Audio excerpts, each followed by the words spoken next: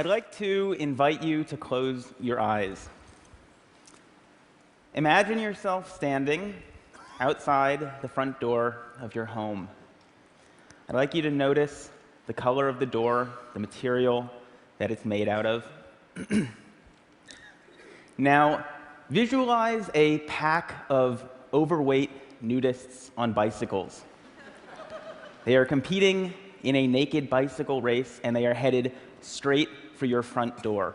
I need you to actually see this. They are pedaling really hard, they're sweaty, they're bouncing around a lot, and they crash straight into the front door of your home.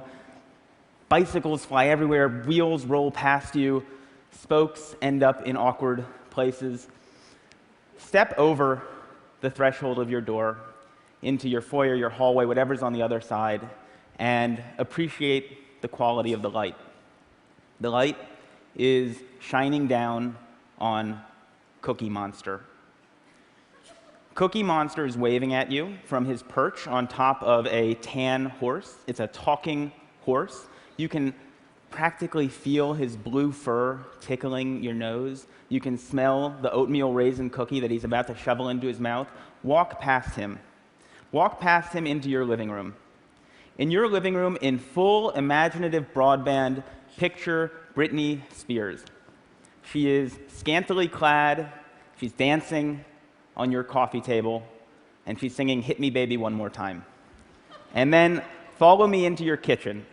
In your kitchen, the floor has been paved over with a yellow brick road, and out of your oven are coming towards you Dorothy, the Tin Man, the Scarecrow, and the Lion from The Wizard of Oz, hand in hand, skipping straight towards you. Okay. Open your eyes. I want to tell you about a very bizarre contest that is held every spring in New York City. It's called the United States Memory Championship. And I had gone to cover this contest a few years back as a science journalist, expecting, I guess, that this was going to be like the Super Bowl of savants. This was a bunch of guys and a few ladies, widely varying in both age and hygienic upkeep.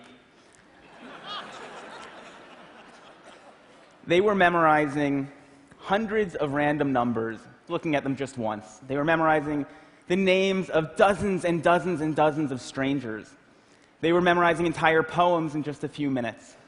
They were competing to see who could memorize the order of a shuffled pack of playing cards fastest. And I was like, this is unbelievable. These people must be freaks of nature. And I started talking to a few of the competitors. This is a guy called Ed Cook, who had come over from England, where he had one of the best trained memories. And I said to him, Ed, when did you realize that you were a savant? And Ed was like, I'm not a savant. In fact, I have just an average memory. Everybody who competes in this contest will tell you that they have just an average memory. We've all trained ourselves to perform these utterly miraculous feats of memory using a set of ancient techniques invented 2,500 years ago in Greece, the same techniques that Cicero had used to memorize his speeches, that medieval scholars had used to memorize entire books. And I was like, whoa, how come I never heard of this before? And we were standing outside the competition hall, and Ed, who is a wonderful, brilliant, but somewhat eccentric English guy, says to me, Josh, you're an American journalist. Do you know Britney Spears? I'm like, what? No, why? Because I really want to teach Britney Spears how to memorize the order of a shuffled pack of playing cards on US national television. It will prove to the world that anybody can do this.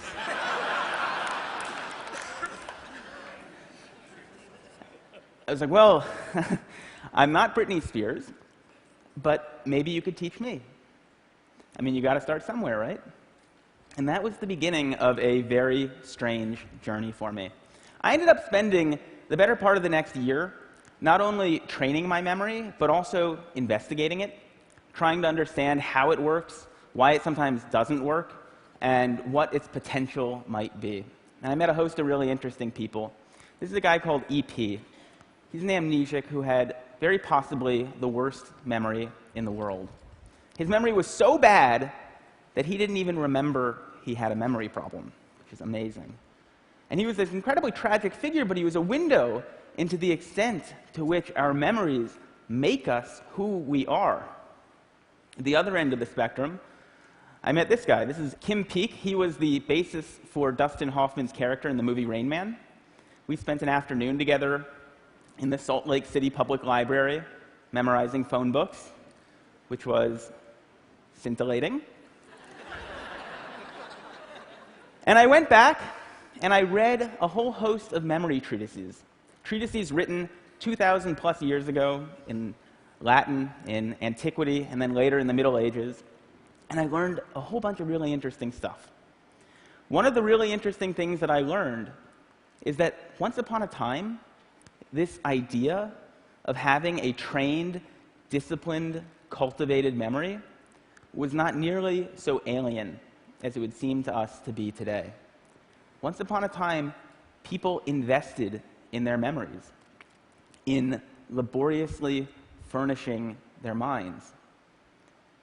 Over the last few millennia, we've invented a series of technologies, from the alphabet to the scroll, the codex, the printing press, photography, the computer, the smartphone, that have made it progressively easier and easier for us to externalize our memories, for us to essentially outsource this fundamental human capacity.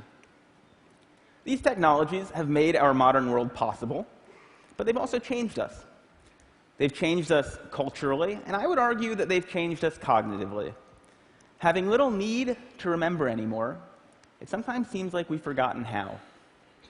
One of the last places on Earth where you still find people passionate about this idea of a trained, disciplined, cultivated memory is at this totally singular memory contest. It's actually not that singular. There are contests held all over the world. And I was fascinated. I wanted to know, how do these guys do it?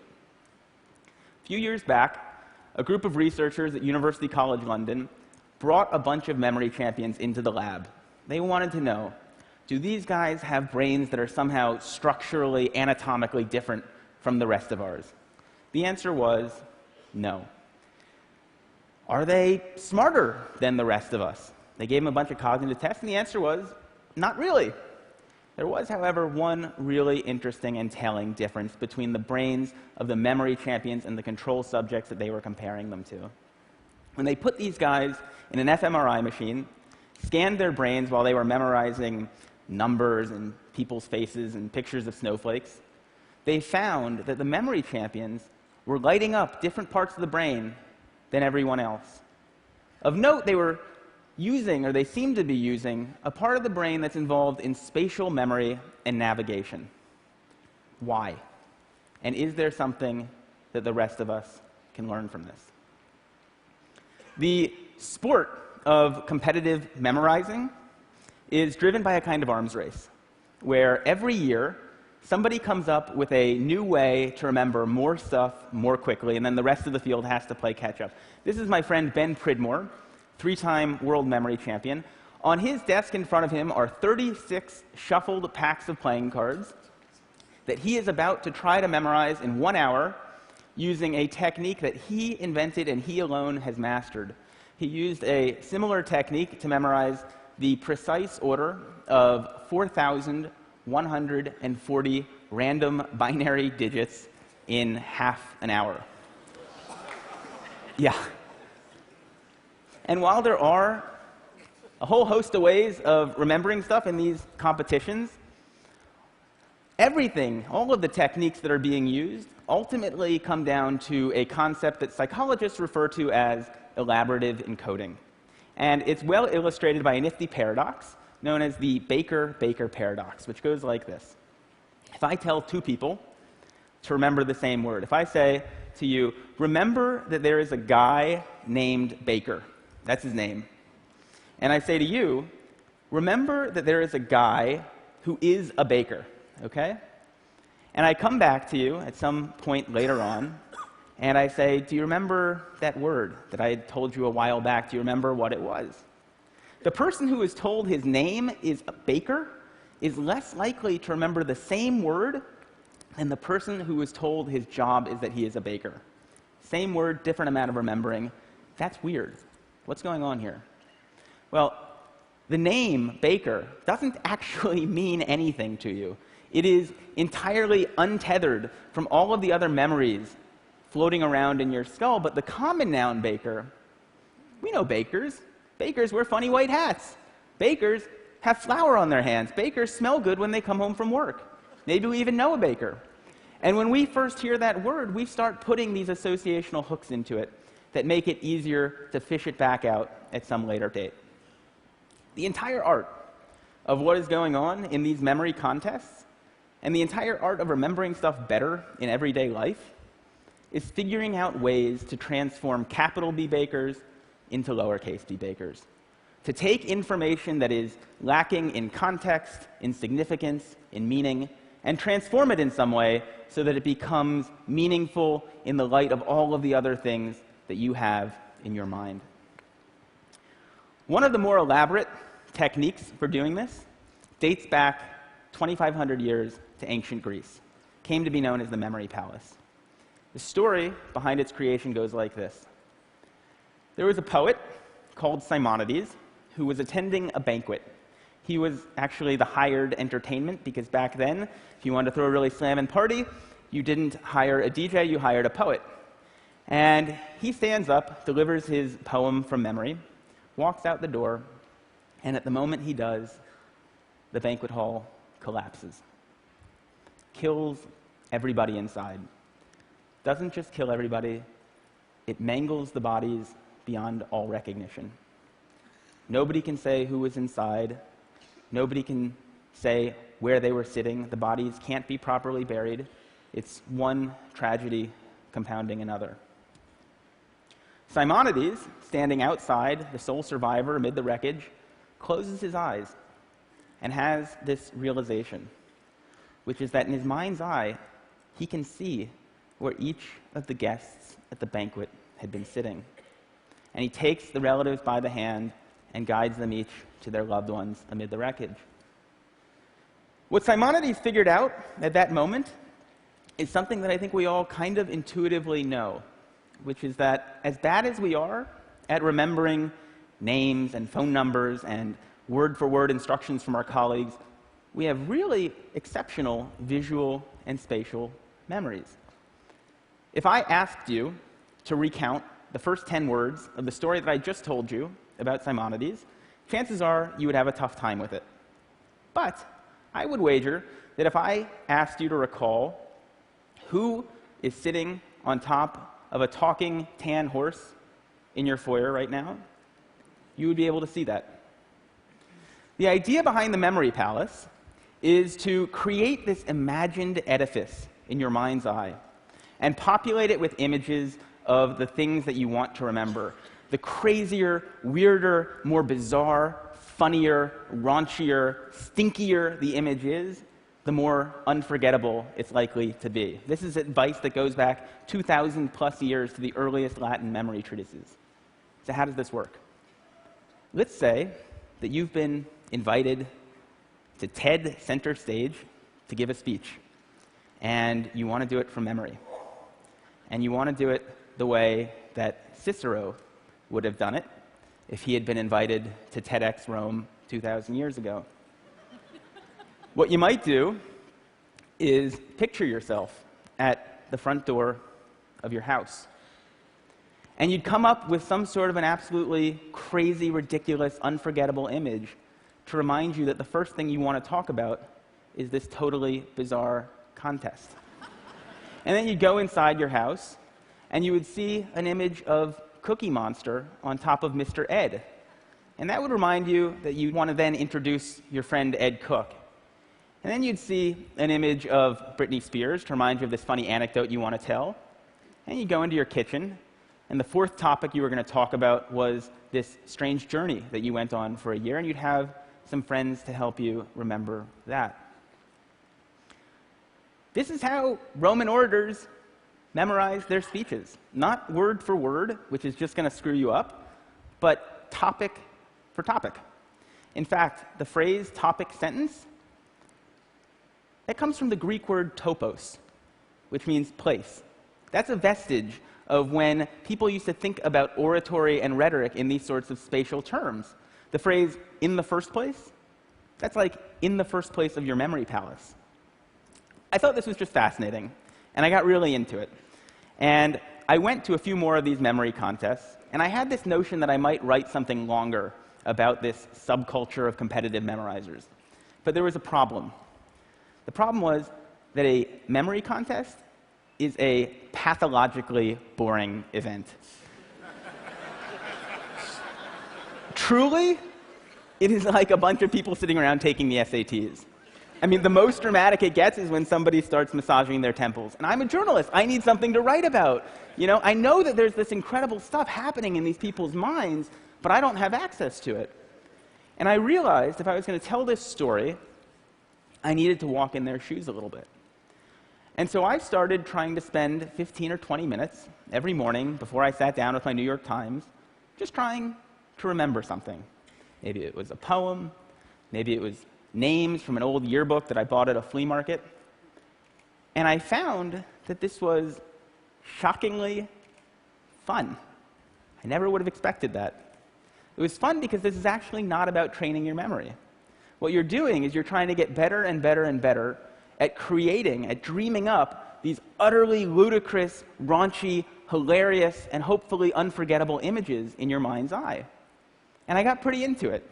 This is me wearing my standard competitive memorizers training kit. It's a pair of earmuffs and a set of safety goggles that have been masked over, except for 2 small pinholes, because distraction is the competitive memorizer's greatest enemy. I ended up coming back to that same contest that I had covered a year earlier, and I had this notion that I might enter it, sort of as an experiment in participatory journalism. It'd make, I thought, maybe a nice epilogue to all my research. Problem was, the experiment went haywire.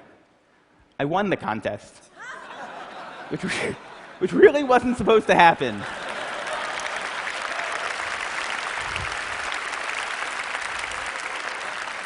Now, it is nice to be able to memorize speeches and phone numbers and shopping lists, but it's actually kind of beside the point. These are just tricks. They are tricks that work because they are based on some pretty basic principles about how our brains work. And you don't have to be building memory palaces or memorizing packs of playing cards to benefit from a little bit of insight about how your mind works. We often talk about people with great memories as though it were some sort of an innate gift, but that is not the case. Great memories are learned.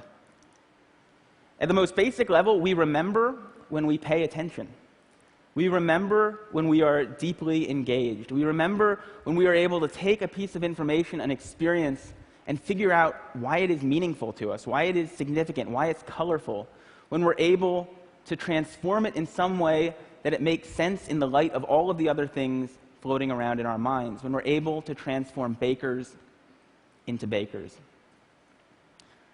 The memory palace, these memory techniques, they're just shortcuts. In fact, they're not even really shortcuts. They work because they make you work. They force a kind of depth of processing, a kind of mindfulness that most of us don't normally walk around exercising. But there actually are no shortcuts. This is how stuff is made memorable. And I think if there's one thing that I want to leave you with, it's what EP, the amnesiac who couldn't even remember that he had a memory problem, left me with, which is the notion that our lives are the sum of our memories. How much are we willing to lose from our already short lives by losing ourselves in our BlackBerrys, our iPhones, by not paying attention to the human being across from us who is talking with us, by being so lazy that we're not willing to process deeply. I learned firsthand that there are incredible memory capacities latent in all of us. But if you want to live a memorable life, You have to be the kind of person who remembers to remember. Thank you.